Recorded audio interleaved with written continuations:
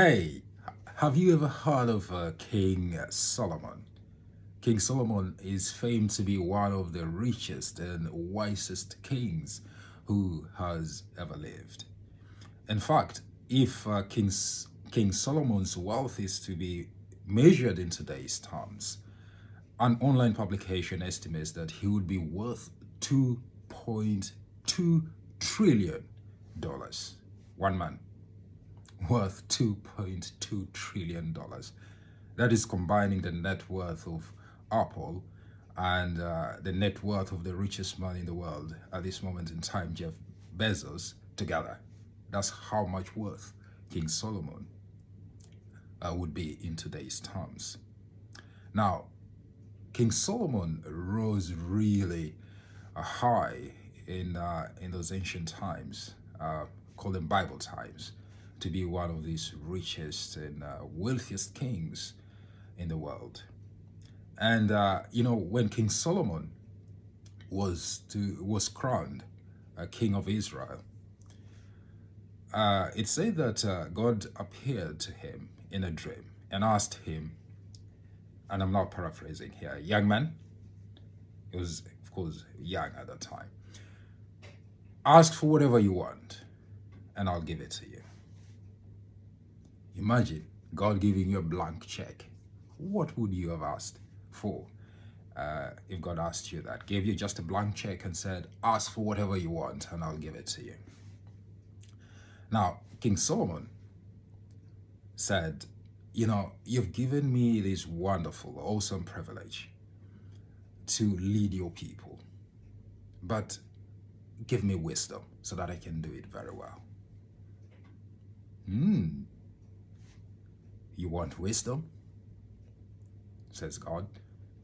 All right, because you've not asked for any of these other things like riches and all these other things that I think everyone would otherwise ask for, I'm going to give you wisdom, but I'm also going to give you all these other things that you haven't asked for. I believe God was very smart because he knew that wisdom comes with a package of all others. If you have wisdom, then all these other things will be yours in a way.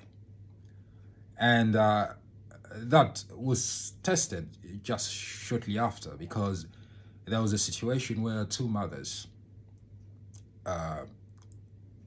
they both had their babies, and unfortunately for one of those mothers, her child passed away. So she went and stole the other mother's child and took him for hers.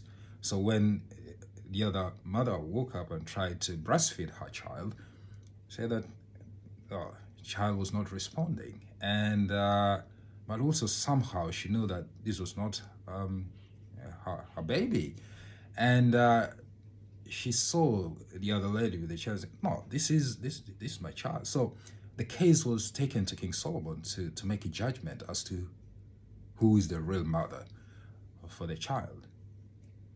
And the young king, obviously, after listening to both parties, said, you know what? Let's get a sword and cut the child in half. And each mother will receive half the child. So the mother, who was not a real one for the baby, said, okay, let's do that. But the real mother said, no. You rather give the baby to her. I think no mother would want to see her child killed. So with that, King Solomon knew who the real mother for the child was and said, give the child to the mother who wants the child to live. That judgment, that wisdom that Solomon displayed was the talk of the nation. And King Solomon's fame and wealth rose and rose. And many people from neighboring countries, kings and all that, came to listen to King Solomon over the years. And he was famed for his wisdom, insight, and understanding of things in life. Why am I telling you this story? I'm telling you this story because of this principle of wisdom, and also because today, on Wisdom Wednesday, we talk about wisdom, just insights and understanding for daily practical living to make you live a life of purpose, a life of excellence, a life of wealth. So, wisdom is an essential and integral part of doing that. And what is wisdom? An online dictionary defines wisdom as the quality of having experience, knowledge, and good judgment.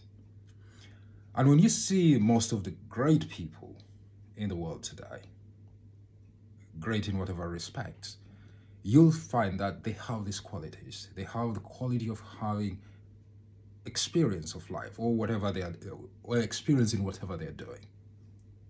They have knowledge and they have good judgment. They are able to make good judgment calls when the occasion asks for it. And how do you get wisdom? I suppose is a question. Next question you might ask, how do you get wisdom? You get wisdom by living, by taking risks, by learning, by experimenting. So if you're living a life that is just, very, very careful, a life that you don't take risks, a life that you wait for things to be perfect before you actually do anything, then wisdom will be far, far from you. So my encouragement to you today is to actually do that, to learn, to read widely. There is no limit on how much better you can become. I think it's Brian Tracy who once said that. Brian Tracy is a motivational speaker based in the US. I've learned a lot from Brian Tracy. Thanks, Brian, for the wisdom that you've been displaying over the years. Brian Tracy said, there's no limit on how much better you can become. And since there's no limit on how much better you can become, there is also no limit on how much better your life can become. So the more you invest in yourself, the more you grow, the better you will be in every area of your life. The better you will be in your relationships, the better you will be in your finances, the better you will be in your job or career, your business. Every aspect and facet of your life will become better when you become better. So I think it's very important that you invest a lot in yourself on a daily basis. And today I want to share with you 5 points of insight or wisdom that I think can help you navigate these choppy waters of this world we live in and be able to have good judgment, make good judgment calls, and live your life in a very profound way.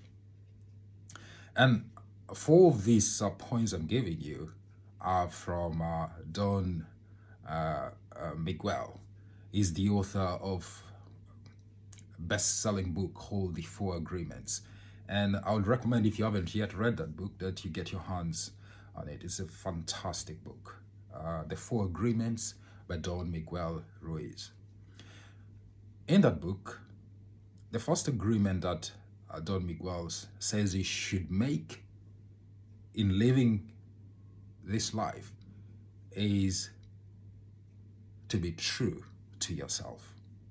Always be true to yourself. I think I call it, I put it this way. It's one of the most valuable gifts you can give to yourself, to be true to yourself, to be authentically true to yourself, and live your life the best way you can without pretending to be someone else or trying to please everybody in order to fit in or be accepted by others.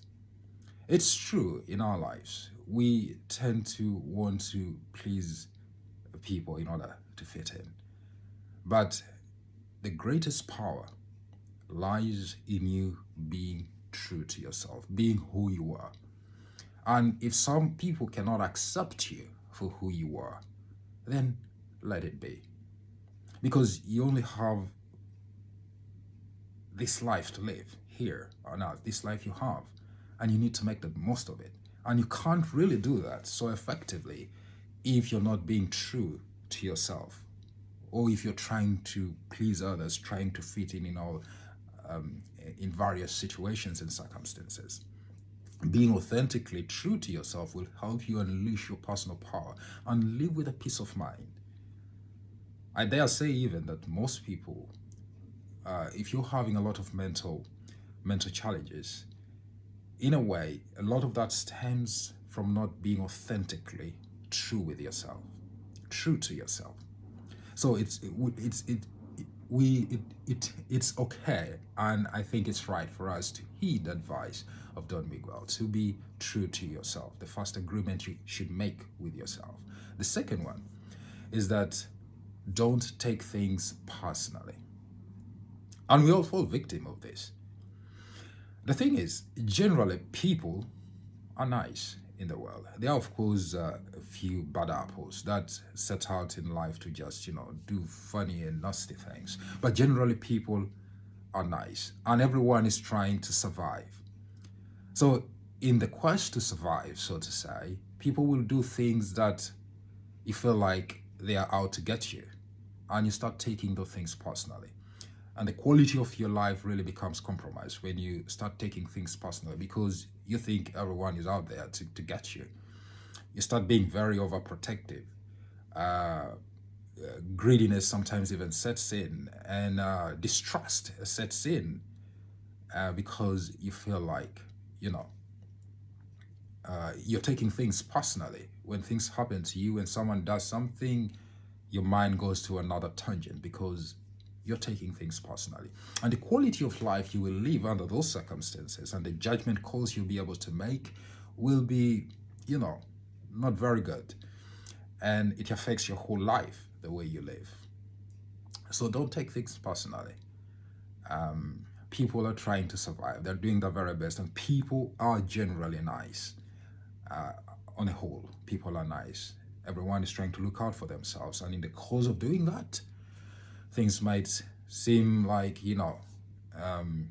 bad, and you start taking things personally.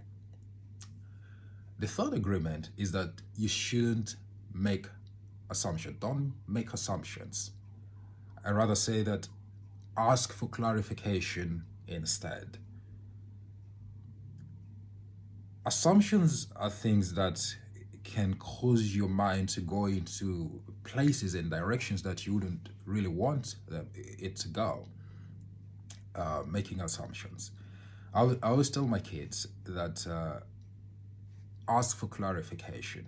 You come into a place or a situation and you see things the way they're not supposed to be, or you see someone acting a way you feel like, oh, why are they acting like that? And in that instant, you make an assumption, and that assumption strikes something in your mind, and you start thinking differently, and you find yourself in a rabbit hole of all things, and eventually you end up being depressed. You end up thinking weird things just because of an assumption that you had. The best thing to do is that if you feel like something is not right, ask for clarification. You can say, hey, if it's your wife or husband, darling, you're doing this, and I'm getting these thoughts here in my mind about this. Is this what you mean to do, or is this what you're trying to do? And get the perspective, what they think about the situation, other than you making an assumption that will eventually cause you to start thinking and going into a different world and causing trouble for yourself. Our minds sometimes cannot distinguish what is reality and what is imagined. So asking for clarification will help you live with clarity and enable you to live your life at peace. And the fourth one, and the fourth agreement that Don Miguel says is always do your best. It doesn't matter what you're doing. Studying, doing your job, eating, conversing with people. Make an agreement with yourself to always do your best, your very best. As for long as you've done your best, you will have peace with yourself.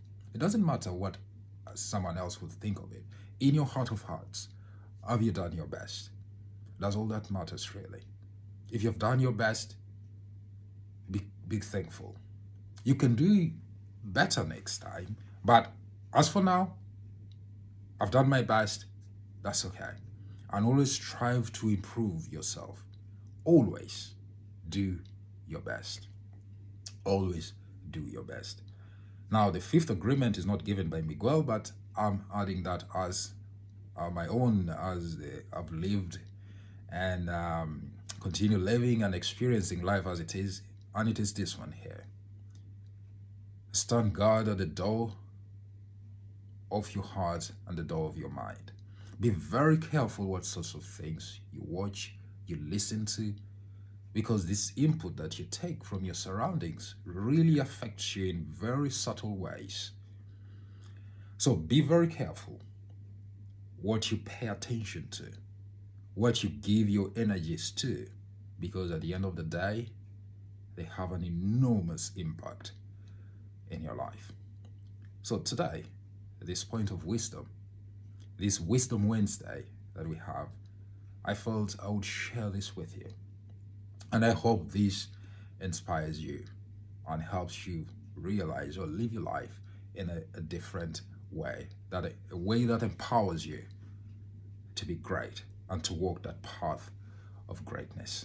And that leads me to talk a little bit about this path of greatness. I've set up this Facebook group, which I'm inviting you to join.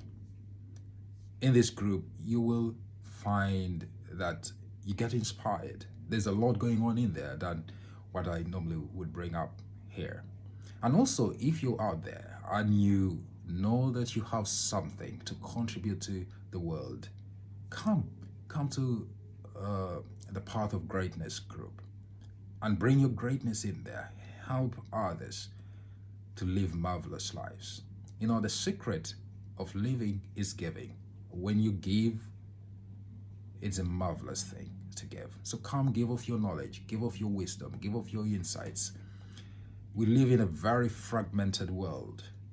And to have a place where you can reach out and be true to yourself. These agreements that I'm talking to you about are exemplified in the Path of Greatness group. Come be a founding member of it. There's no cost to it, but I think it's a place you will love to interact, to draw out wisdom, to understand life and live your life in the best way you can. So I invite you to come to the Path of Greatness group.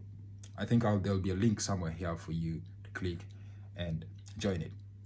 And finally, if you've learned anything from this broadcast today, if it has blessed you, just leave a comment below. And I'll sure be able to read it and comment on it. Or if you have any question, send a question as well. As always, thanks very much for your kind attention today. And I look forward to speaking with you again on Friday, where we'll be talking about personal freedom. It's called Freedom Friday. And I can't wait to see you again. Bye-bye for now.